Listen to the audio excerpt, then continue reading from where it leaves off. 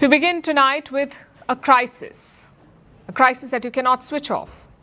India's capital is breathing poison, not smog, not haze, it is poison. It is air that has failed every safety test, air that doctors say you should not breathe, yet more than 30 million people in and around Delhi have no choice but to breathe it. Look at the situation this morning. The city was completely blanketed by smog, low visibility, smokiness in the air and a dense layer of haze. You can barely see anything in front of you. It looks apocalyptic. And the AQI, it was around 370 today. AQI is the air quality index. The ideal level is less than 100, but in Delhi it was 370 today. In fact, 300 seems to be the new normal in Delhi. Only 3 days in November had average AQI below 300. Only 3 days in the entire month. The rest were above it. On some days, AQI also crossed 700 and 800.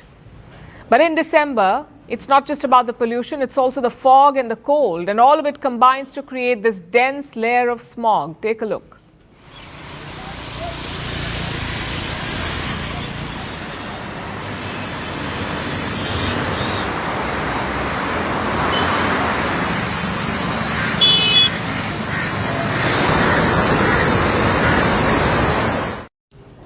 So what's the government doing? Today, new pollution control measures kicked in. It's called GRAP-IV. GRAP is the Graded Response Action Plan. Here's a list of things that are banned under these rules. Polluting non-city cars, they are banned. In India, emission standards go from BS1 to BS6. BS6 is the latest standard. If you have a non-BS6 car which is registered outside Delhi, you cannot visit the city. Say your car is registered in Noida or Gurugram, then you cannot visit or drive it to New Delhi. Unless, of course, it is a BS6 car. Now, secondly, your vehicle must have a pollution control certificate. If not, you won't be given fuel at the pump. Third, all vehicles carrying construction material are banned, so no lorries, no trucks, no light vehicles. 4, all construction is also banned. This includes highways, bridges, pipelines, all of it. You can't do it right now. 5, offices will work at 50% capacity, meaning half the staff will work on site, the rest will work from home. And 6, schools will run in hybrid mode. Even higher class students will be attending online classes. And frankly, this is all happening too late. The curbs on vehicles should have happened earlier. Studies say vehicles make up around 20% of pollution in Delhi, yet these curbs are coming in the middle of December. Yesterday, the Supreme Court of India grilled the Delhi government. They called the pollution curbs a total failure. The short-term measures are only to provide temporary protection to children and elderly persons. These are purely interim policy decisions. At best, they can be viewed as an extension of vacations, as schools are anyway scheduled to remain closed for 10 to 15 days during the winter. The court is right. This problem did not emerge overnight. What we are seeing is the result of decades of air pollution. So naturally, ad hoc solutions won't work. You need a long-term plan because these measures are not sustainable. Just look at construction. Around 250,000 laborers will be affected by this ban. How long will you keep them out of work? Same with the car ban. Some 1.2 million vehicles will be affected by this move. How will those people commute to work? The fact is, a solution must be effective and sustainable. It cannot throw public life into a spiral. And the problem is not limited to Delhi. You can see it across cities in northern India. Look at the situation in Agra. This city is home to the iconic Taj Mahal. You can barely see the monument right now.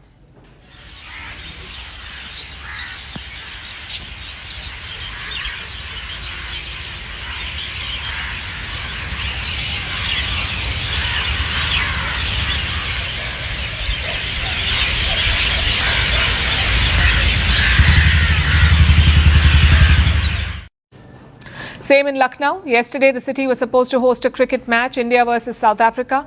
Once the players came in, the problem became obvious, or rather visible.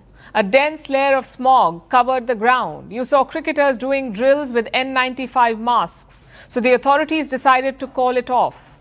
Just imagine the shame. We are supposed to be an emerging world power, soon to be the third largest economy, yet we cannot guarantee clean air to our people.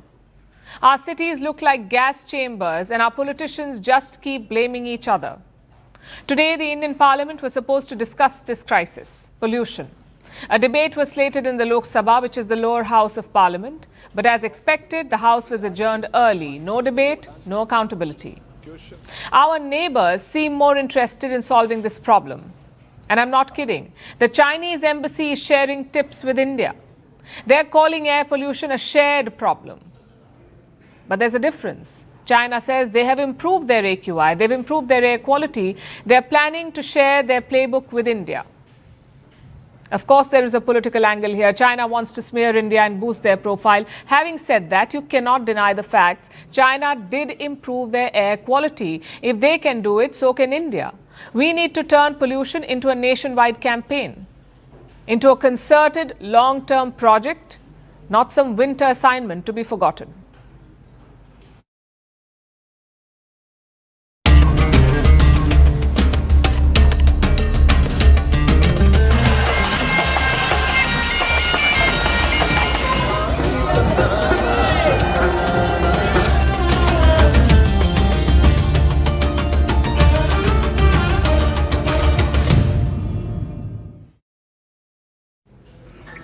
Prime Minister Modi has wrapped up his three-day tour. He's visited 3 countries in 3 days. First Jordan, then Ethiopia, and then Oman. Prime Minister Modi reached Oman last evening. It was the final stop of his visit to West Asia and Africa.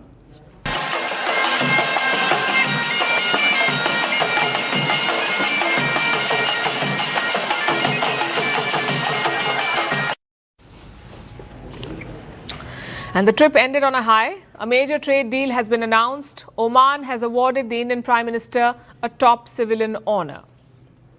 Tonight we'll bring you the key highlights. The biggest takeaway, of course, is the trade deal. It was announced just a few hours ago. It is called CEPA, Comprehensive Economic Partnership Agreement, CEPA.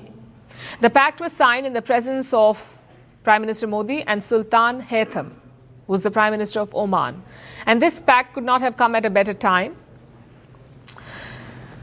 The Indian leader's visit to Oman marked the 70th anniversary of diplomatic ties between the two countries. So they used this opportunity to strengthen the relationship. And the deal is quite simple. Oman will lift tariffs on 99% of Indian exports. In exchange, India will cut tariffs on 95% of Omani imports. Remember, they have a significant trade relationship. Currently, Indian exports to Oman are worth $4 billion and Indian imports from Oman are worth $6.5 billion. This deal is expected to boost those numbers, but it goes beyond that.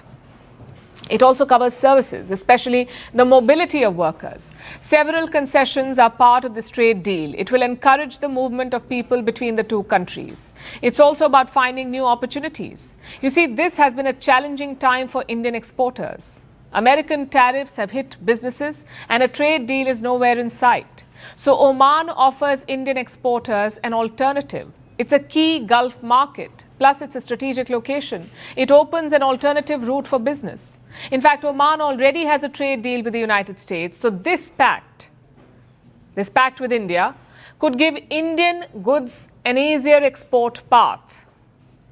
It also opens doors to Africa. Prime Minister Modi called this deal a blueprint for the future. Comprehensive Economic Partnership Agreement यानी cepa हमारी partnership को 21st century में नया विश्वास, नई ऊर्जा से भर देगा। यह हमारे साझा भविष्य का ब्लूप्रिंट है। यह हमारे ट्रेड को नई गति देगा, इन्वेस्टमेंट को नया भरोसा देगा और हर सेक्टर में अवसरों के नए द्वार खोलेगा। The Indian Prime Minister was speaking at a business forum in Muscat, the Omani capital. This was attended by industry representatives from both countries. Modi invited Omani businesses to invest in India, and while this trade deal adds to India's appeal, it already had a head start in Oman. because Oman is also home to a large Indian community. Nearly 700,000 Indians live there. They make up almost 20% of Oman's population, 20% of the population. They have built strong people-to-people ties, and the Indian Prime Minister met them in Muscat. Namaste.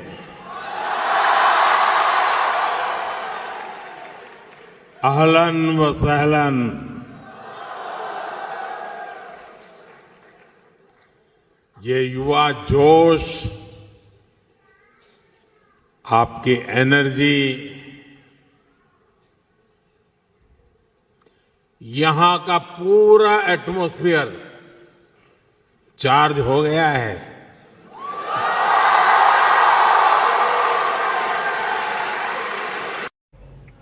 He addressed Indian students and professionals. He praised their contribution to the bilateral relationship. He called them a symbol of harmony, a living example of coexistence and a bridge between the two nations.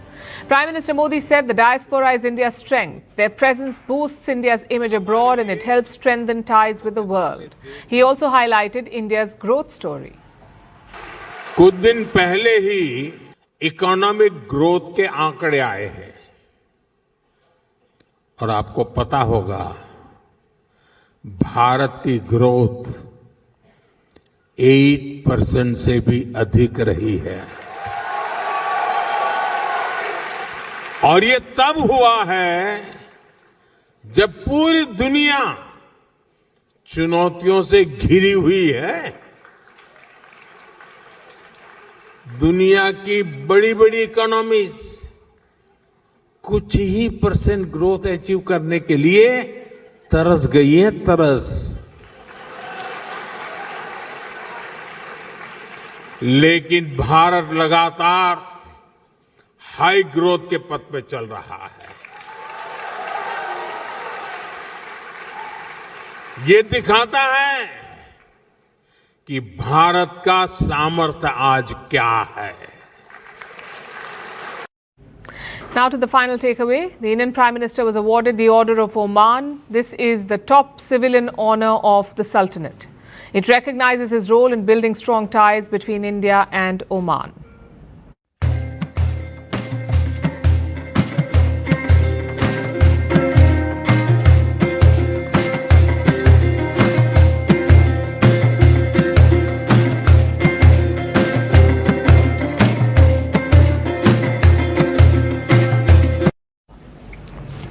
The honour adds to a long list. Prime Minister Modi has now received more than 28 foreign awards, including the recent honour from Ethiopia, where he was given the Great Honour Nishan of Ethiopia, which is the country's highest civilian award. It was presented by Ethiopian Prime Minister Abiy Ahmed. Again, it recognises Prime Minister Modi's role in shaping the partnership with Africa. He is also the first foreign leader to have received this honour.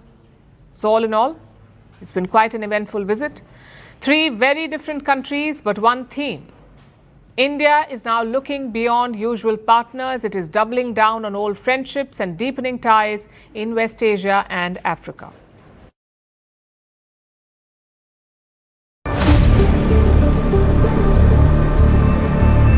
Good evening, America. 11 months ago, I inherited a mess, and I'm fixing it. We're poised for an economic boom, the likes of which the world has never seen. I've restored American strength, settled 8 wars in 10 months. Much of this success has been accomplished by tariffs. My favorite word, tariffs.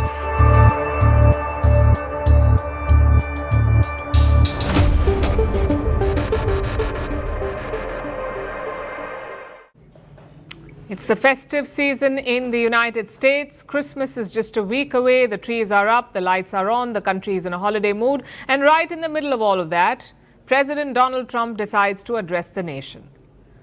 Now, we've said this before. He loves being on air. He never shies away from a camera. He talks to any mic that's on. And yet this one was different.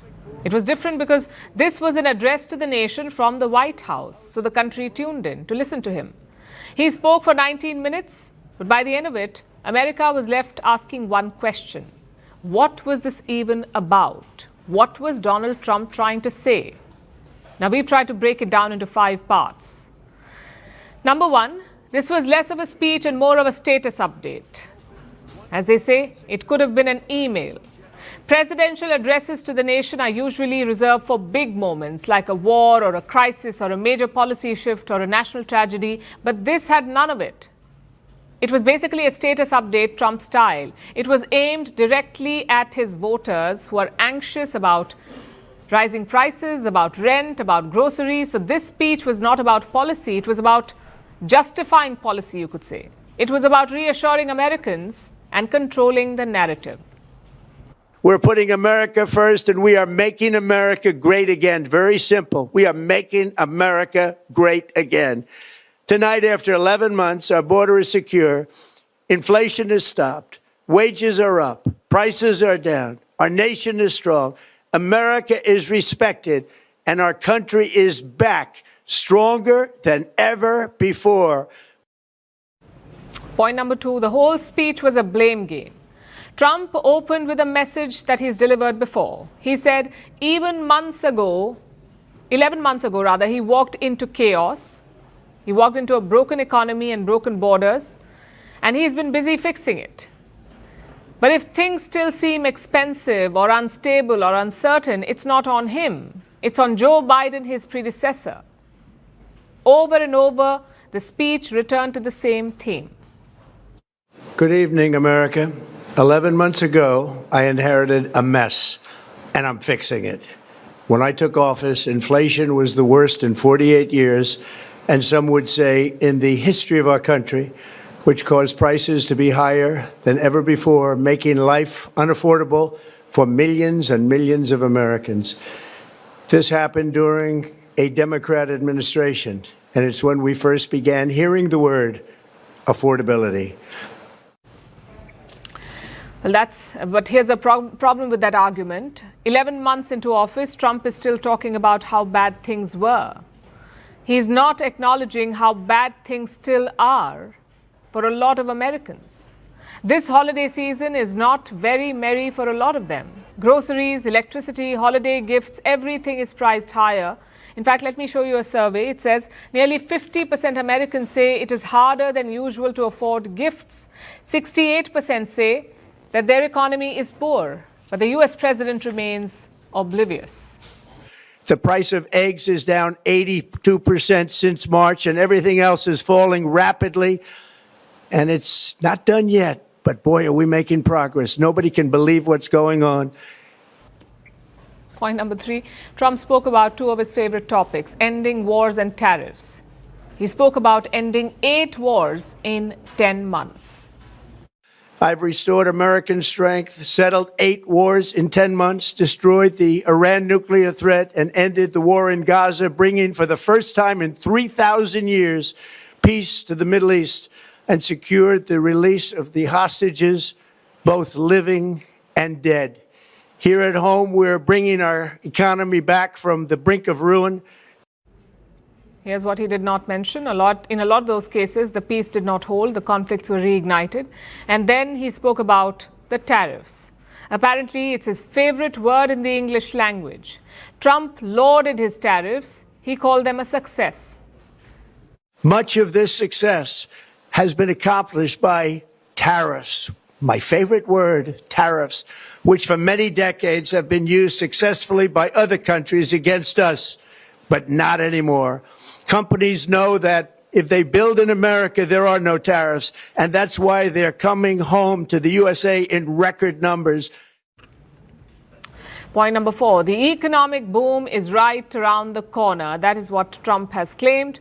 At the heart of his speech was a promise that an economic boom is coming, the kind that the world has never seen. But don't hold your breath for it, because Trump doesn't say when it's coming. We're poised for an economic boom, the likes of which the world has never seen. Soon we will host the World Cup and the Olympics, both of which I got. But most importantly, we will celebrate the 250th anniversary of the Declaration of Independence. There could be no more fitting tribute to this epic milestone than to complete the comeback of America that began just 1 year ago. Point 5. Trump claimed credit for restoring peace and reasserting American strength. Of course, a lot of what he said is exaggeration. That's a given with Donald Trump, but that's besides the point. What matters right now is the image that he's projecting. Because he's looking at the long term, or more precisely, the third term.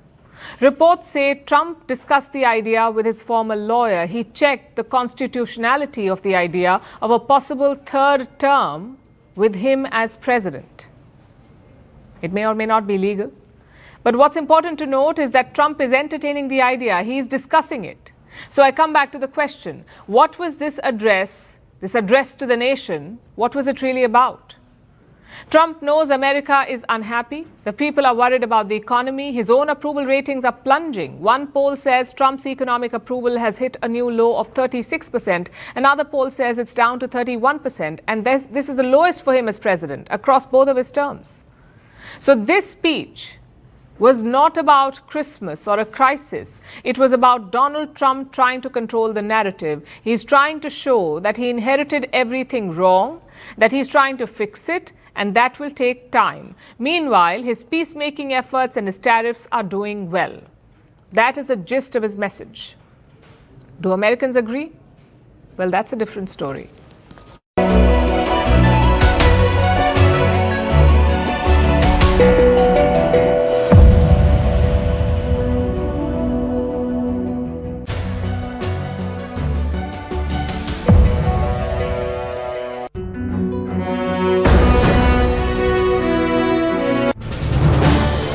This is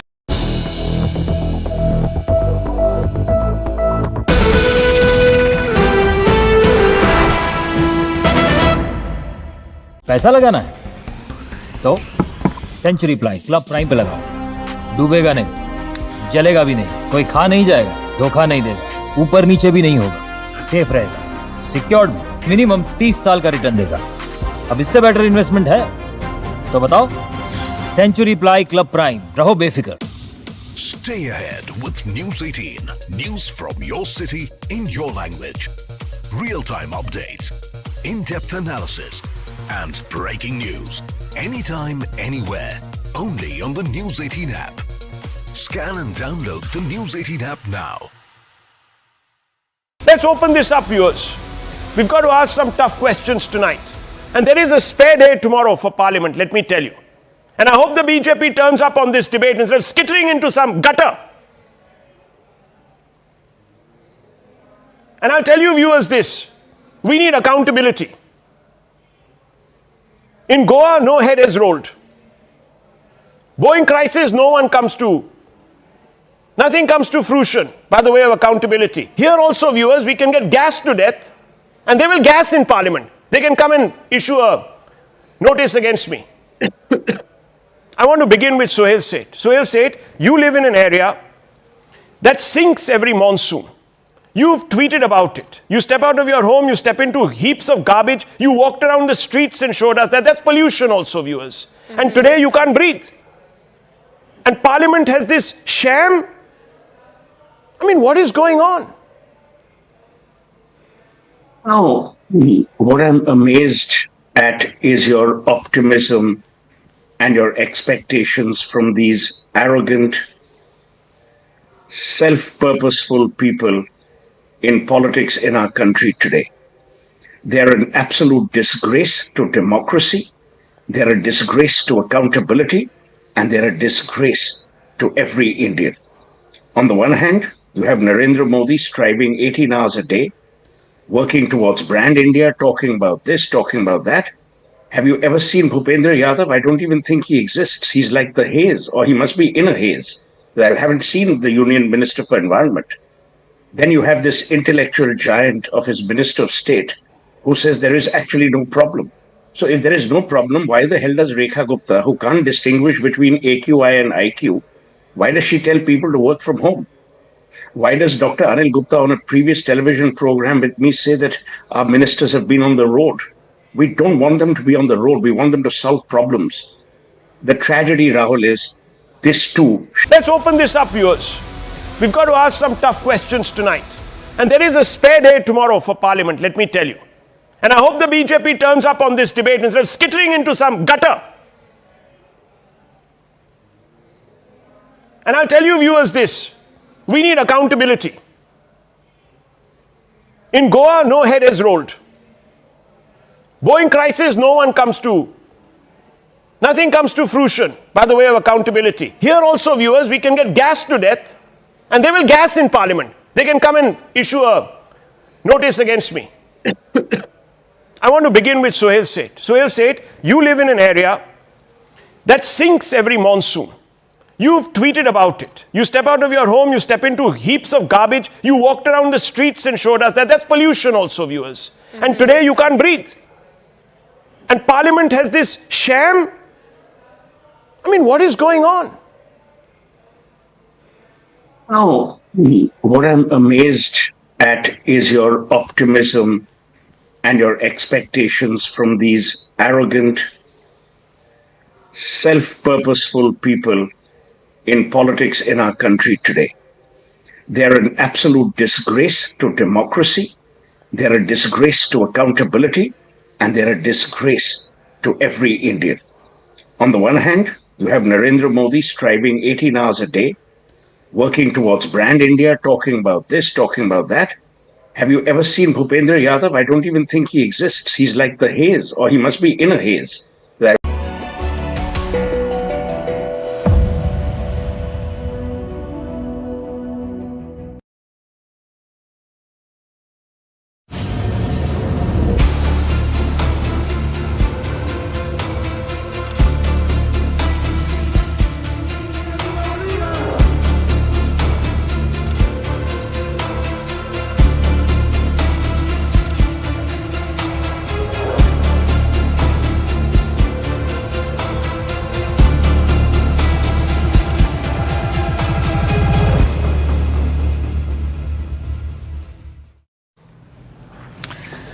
It's always about oil, isn't it? You can study the complex motives, you can debate the geopolitical possibilities, but at the end of the day, it is always oil. That's the story in Venezuela. US President Donald Trump is ramping up the pressure. Yesterday, another Venezuelan boat was hit. As always, the US is calling it a drug boat. They say 4 narco-terrorists were killed.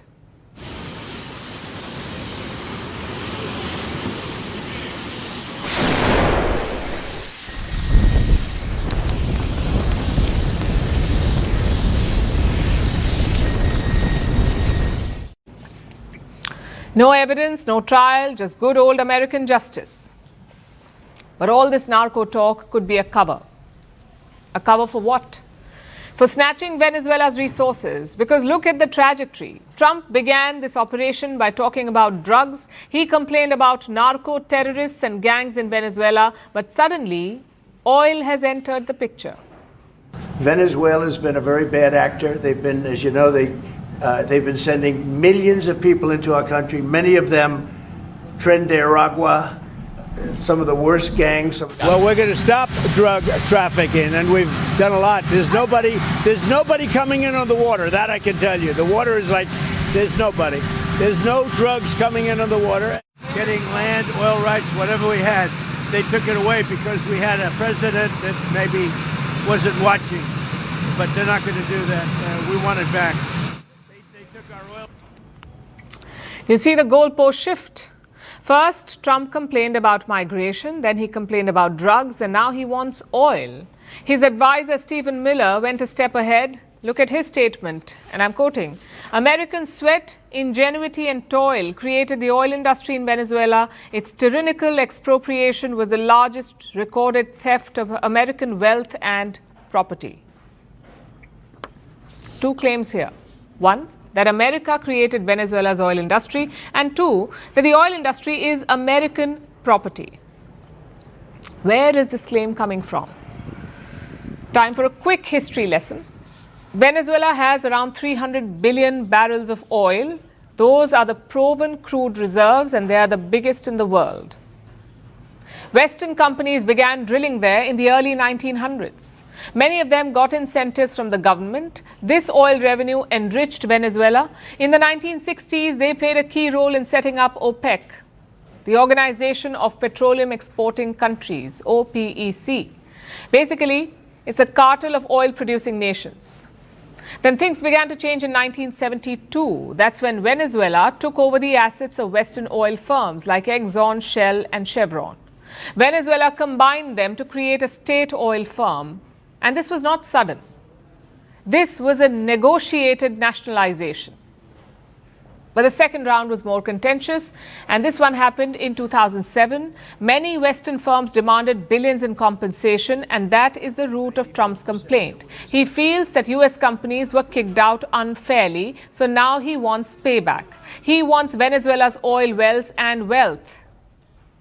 Just one problem, though. That is not how the world works. International law is very clear about natural resources. If it falls inside your borders, it belongs to you. That is the law. Maybe foreign firms invested in it, maybe foreign workers extracted it. None of it matters. The resource belongs to you. Can you claim compensation? Yes, you can. But that's not what Donald Trump is doing. He is surrounding Venezuela with warships. This week, he imposed a blockade on sanctioned oil tankers. There are 30 such tankers in the Caribbean. If they try to sail out of the region, the US will seize them. They've already seized one such tanker. But Venezuela's President Nicolas Maduro is defiant. He says the oil trade will continue. Trade in and out will continue. Our oil and all our natural wealth that by the Constitution and Bolivar's legacy belongs, our wealth, our land, and our oil, to its only legitimate owner, which for centuries and centuries has been our sovereign people of Venezuela, the absolute owner of the land, subsoil, and all its wealth. The blockade will hurt Venezuela to some extent. Around 40% of their oil is sold using sanctioned tankers. Most of it goes to China, which does not care about American sanctions. Nonetheless, Maduro's oil revenue will reduce. Having said that, there is a saving grace too. Oil is a sensitive topic in Venezuela. It is seen as the country's national pride and symbol. By attacking that, Trump is uniting Venezuelans. Yesterday, hundreds of them held a rally in the capital, Caracas, and their message was this: Donald Trump is a thief.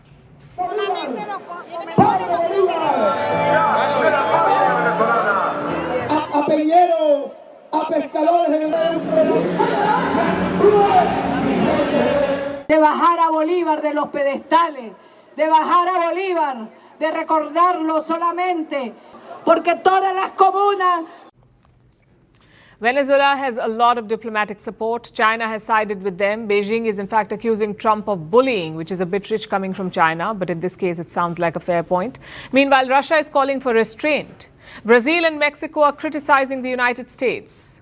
The thing is, these are all words of support. They cannot defend Venezuela against American firepower. So the ball is certainly in Trump's court.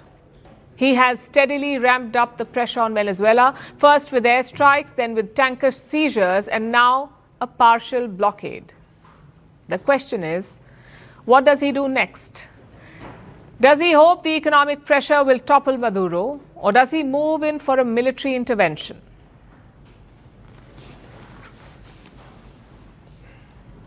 Let's talk about the war in Ukraine. A high-stakes meeting is lined up this weekend. Top officials from the US and Russia will meet in Miami. But ahead of that, Vladimir Putin has fired the first shot.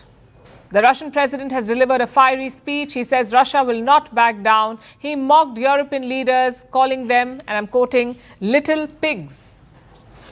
And he issued a warning. Putin said Russia could seize more Ukrainian territory if diplomacy fails. And Ukraine has responded. President Zelensky is urging Europe to act fast. He wants Brussels to seize Russian assets and to send more support to Ukraine. Now, this is a sharp turn in the conflict because just days ago, they were talking about a breakthrough. The US sounded hopeful. Trump officials believe that a deal was within reach. In fact, they're meeting a Ukrainian delegation in Washington tomorrow. But Putin's message tells a different story. There is no deal yet. Most likely, Washington knows that, because reports also say that the US is now preparing for a breakdown in talks. They're drawing up fresh sanctions just in case. There's a new warning from Moscow, and it comes just days before a crucial meeting. The United States and Russia are expected to hold talks in Miami this weekend. Ukraine will be the top item on the agenda. But ahead of that, Russian President Vladimir Putin has launched a scathing attack. He's lashed out, not just at Kyiv, but at Europe too. Putin called European leaders little pigs. Yes, that's the phrase he used at a public defense meeting in Moscow. Everyone expected they would destroy Russia in a short period of time, tear it apart. The European young pigs immediately joined the efforts of the previous US administration seeking to profit from the collapse of our country, to reclaim what had been lost in previous historical periods, to take revenge. As it has become obvious to everyone, all these attempts and destructive plans against Russia have failed. Completely failed. Все эти попытки и все эти деструктивные планы в отношении России полностью провалились. And he didn't stop there. Putin issued a fresh threat. He said, unless the West comes to the table, Russia will expand its military campaign. More Ukrainian territory could be seized. Все полагали, the words were sharp, and the timing was strategic. Putin made these remarks at Russia's annual defense ministry meeting. He said, Moscow is advancing on all fronts, and warned that if diplomacy fails, Russia will use force. He also attacked the West's role. Putin said, Europe is fueling tensions, that it is creating hysteria by warning of a possible Russian strike on NATO. He accused Western leaders of deliberately whipping up fear, and he claimed they want to destroy Russia. That's not all. Putin made it clear the Kremlin sees this war as far from over. He said, the goal remains the same, to reclaim what Russia calls historical lands. That includes Crimea, the Donbass, large parts of Kherson and Zaporizhia, and other occupied territories. Today, Russia controls nearly 19% of Ukraine. Moscow has already claimed these areas as Russian territory. Ukraine rejects this claim. So does most of the world. You see what's going on now. But Russia insists it will not back down. Ukraine wants or wanted. What about Ukraine? From Kyiv, President Zelensky has made an appeal.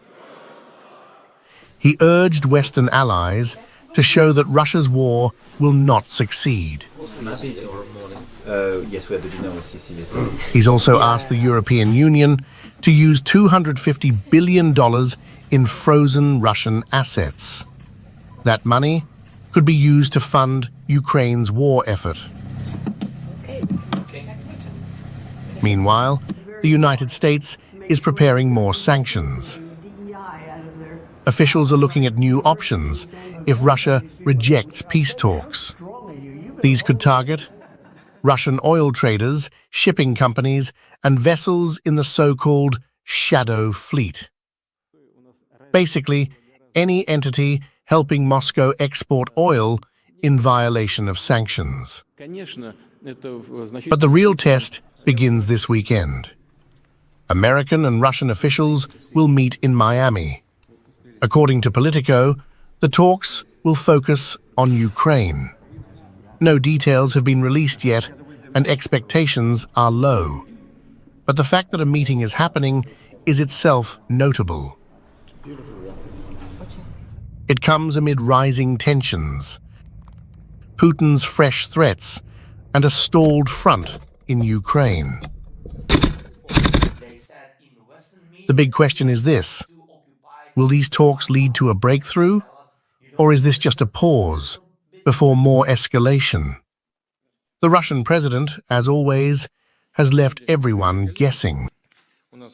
событий в Курской области.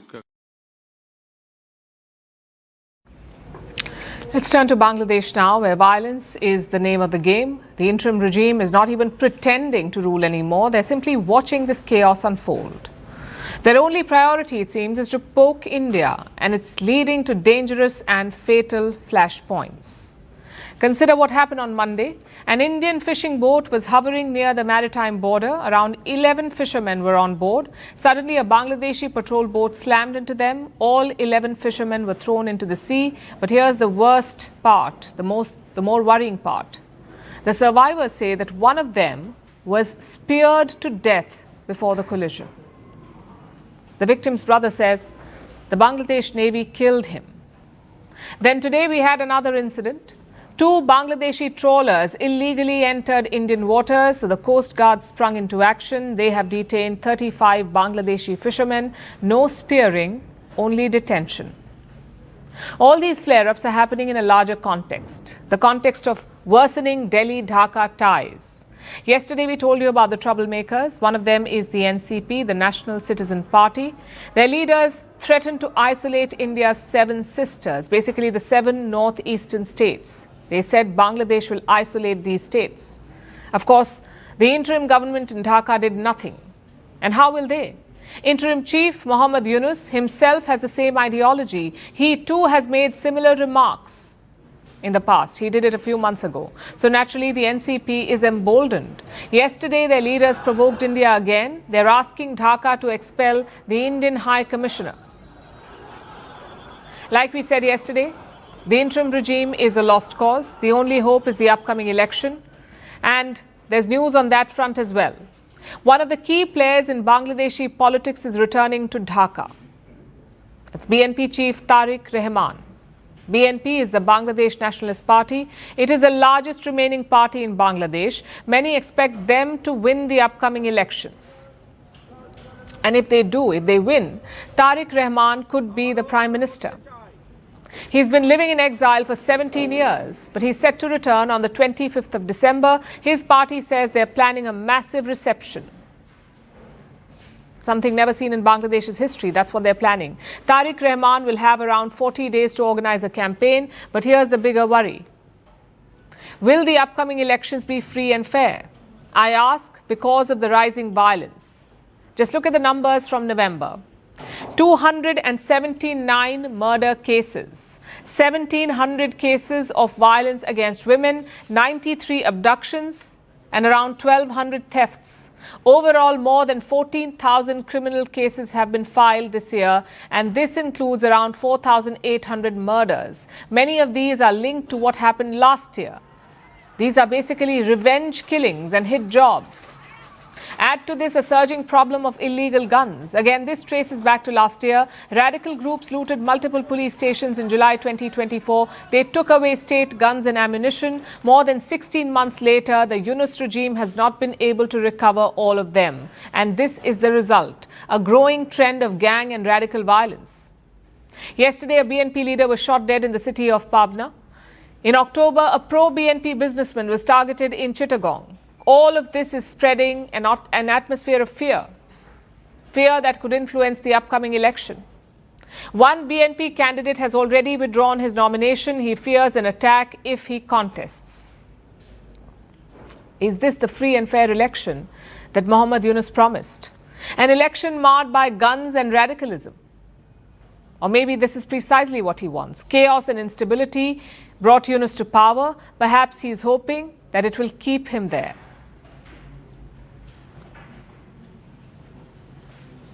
Our next story is about the Oscars. It is Hollywood's biggest award show. For decades, it aired on the television, especially in the United States, but now that model is changing. From 2029, the Oscars will stream live on YouTube. It will be free to watch around the world. Now, why is the Oscars making the shift? Because fewer people are watching TV. More viewers are turning to streaming platforms like YouTube and Netflix. So the Oscars wants to capitalize on that change. Here's a report. Hollywood's biggest night is changing its screen. For decades, the Oscars meant one thing: a television set, a familiar channel, and a global audience watching together. That is about to change. Starting in 2029, the Oscars will stream live on YouTube. Free, worldwide, and exclusively. It marks the end of a 5-decade partnership with ABC, one of America's major broadcast television networks, and it signals a turning point for how Hollywood's most famous ceremony reaches its audience. So what exactly happened? The Academy of Motion Picture Arts and Sciences has signed a multi-year deal with YouTube. The Academy is the organization behind the Oscars. It is made up of film professionals from around the world. The agreement runs from the 101st ceremony in 2029 through 2033. ABC will still air the Oscars until 2028. That year will also mark the show's 100th anniversary. After that, YouTube becomes the home of the Oscars. And it will not just be the ceremony, but also the red carpet, behind-the-scenes access, the nominations announcements, and nominees' luncheon, among others. This move did not come out of nowhere. Oscar ratings have fallen sharply over the years. In 1998, more than 57 million people watched in the US. By 2025, that number had dropped to 19.7 million. It is less than half of what the Oscars once commanded. So what exactly changed? The viewers did not disappear. They changed how they watch. Younger audiences now watch on phones, tablets, and smart TVs, and increasingly on streaming platforms like YouTube. According to Nielsen, YouTube accounts are nearly 13% of all television viewing. This is more than any other streaming platform. That reach mattered to the Academy. Declining ratings had reportedly made negotiations with ABC harder. ABC had been paying around $100 million a year, but advertising revenues were no longer keeping pace with costs. ABC was reportedly reluctant to pay more. YouTube offered something different: global reach, free access for viewers, and availability across devices with closed captioning and multiple language audio tracks. The platform will also help digitize the Academy's vast film archive. But what does this deal mean for YouTube? This move fits in with its broader strategy. It's no longer just for short videos. It already holds rights to National Football League or NFL Sunday Ticket, and streamed a live NFL game from Brazil this year. That match drew more than 18 million viewers. The Oscars now join that list, and the stakes are high. The Academy Awards are the most widely recognized honor in the world of films. They celebrate theatrical cinema, global storytelling, and careers built over decades. Winning an Oscar still changes lives. In 2029, that moment will no longer belong to broadcast television. It will play out on the world's biggest video platform.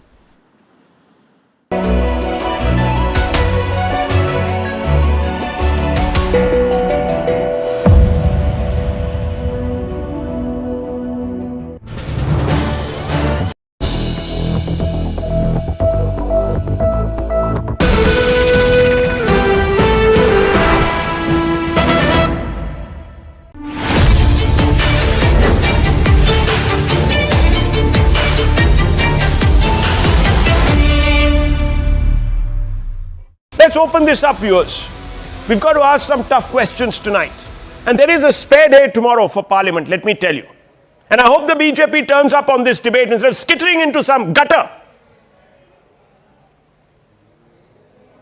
And I'll tell you, viewers, this. We need accountability. In Goa, no head is rolled. Boeing crisis,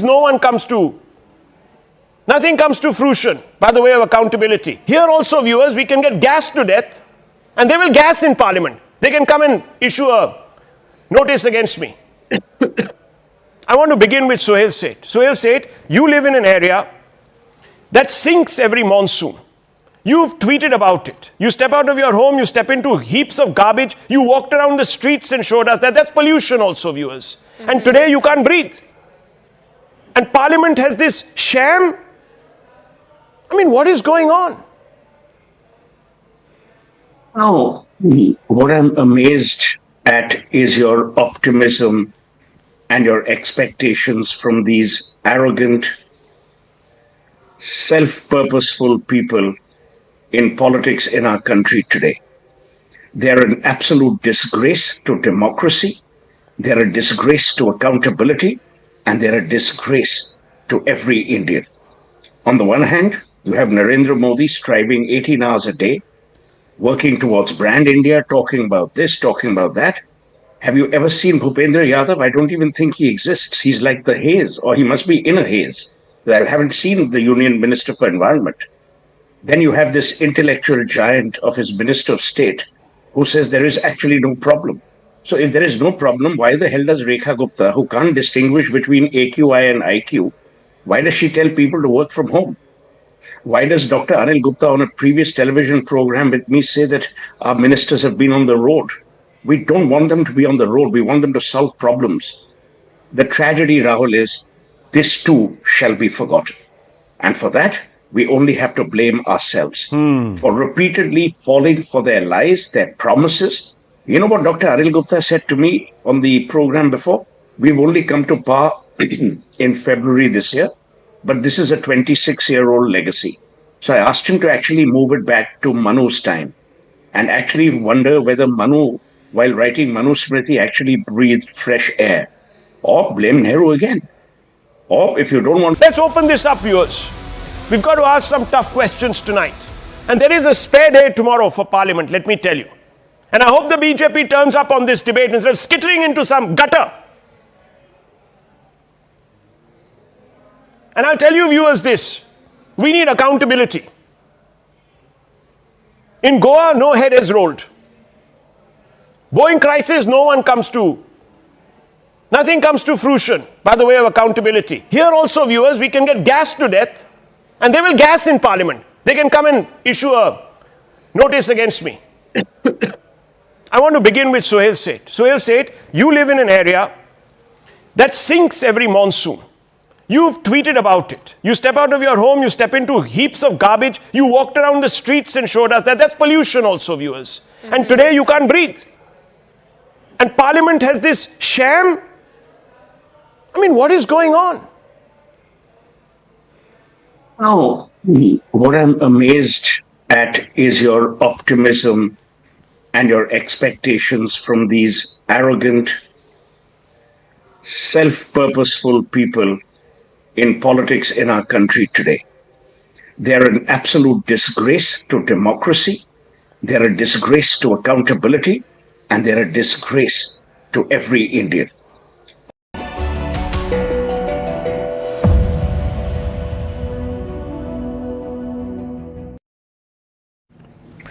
India has taken a major step in its energy policy.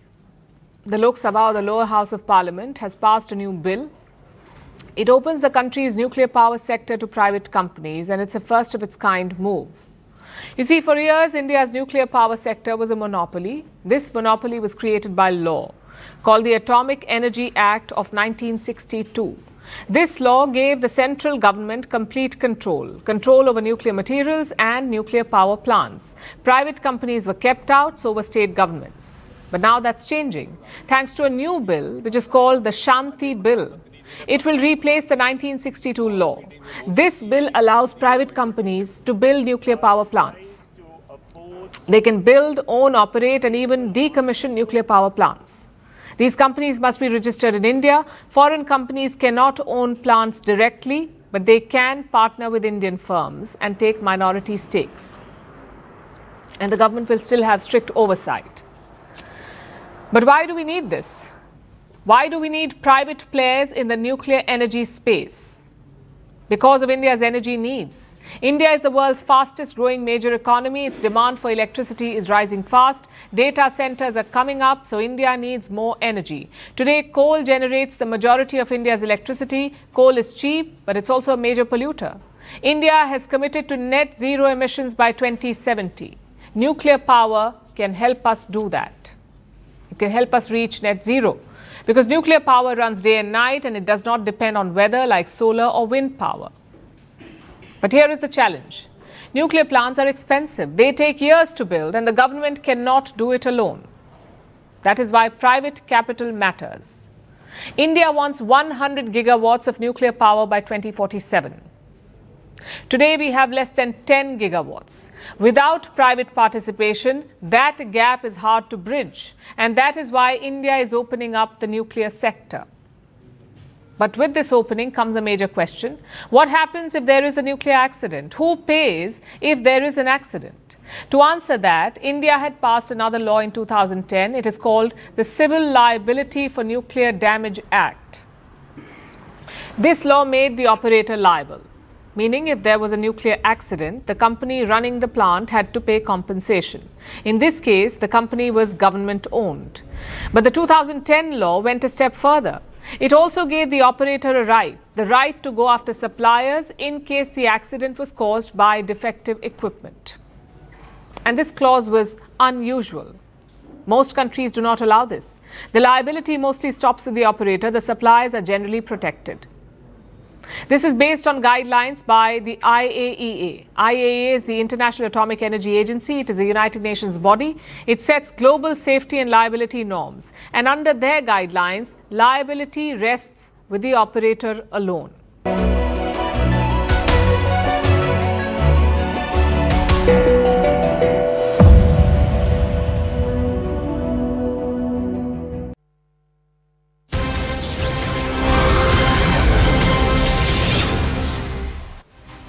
Hello and welcome to the late night edition with me, Ayushman Singh Jamwal. Big breaking news coming in at the top of the bulletin. But before we get to that, the top headlines that have dominated throughout the day. The pollution debate is stalled in Parliament as the House is adjourned till tomorrow. We choke, but pollution seems to be a non-issue for MPs. In a shocking reply to Parliament, MOS Environment Kirti Vardhan Singh says there is no conclusive data to establish a direct correlation between higher AQI levels and lung diseases. Even as opposition MPs tear copies of the GRAP-IV bill inside Parliament, the bill has cleared the Lok Sabha. Union Minister Shivraj Singh Chauhan tears into the opposition, slams its conduct in Parliament, says reforms are needed to the Manrega bill to ensure that the policy is efficient.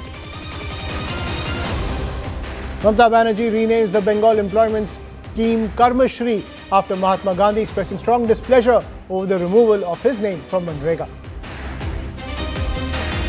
CNN News 18 has accessed the Election Commission data indicating a high number of voters with inconsistent records concentrated in 3 border districts of West Bengal, with Murshidabad reporting with the highest count.